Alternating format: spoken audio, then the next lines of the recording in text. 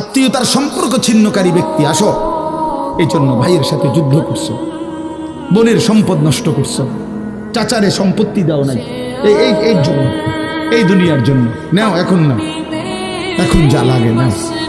এইভাবে প্রত্যেক নাফরমান পাপীকে, হে হারামখোর সুদ করে দিগা, এখানে টাকা যা লাগে নে, নে বাটপার, এখান থেকে টাকা নে, কি পরিমাণ টাকা দরকার ছিল নে।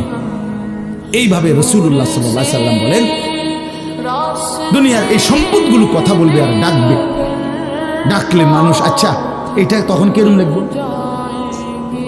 কথা বোঝেন নাই, এটি যখন কথা বলবে, ডাকাডাকি করবে, মানুষ কি বলবে? লোকেরা তো সবাই দাঁড়াইছে, মানুষও তো দাঁড়াইছে, তারাই তো ডাকতেছে, তো তারা কি বলবে? ওয়াকালাল ইনসানু মা লাহা, আল্লাহ নিজেই বলতেছে, লোকেরা তখন, মানুষগুলো বলবে, মা লাহা, এটা কি হলো, আরে এইটা কি কারবার, এগুলো কথা বলে কেমনে, এগুলো কি কয়, এরা আমার চিনলো কেমনে, আমি যে সিটার, আমি বাটফারে চিন্না লাগবে না, একেবারে পুরা ধরা অনবিচার আচার কিছুই শুরু হয়েছে না, এখনই বেজ্জতি, বাকিটা তো অবস্থা খারাপ।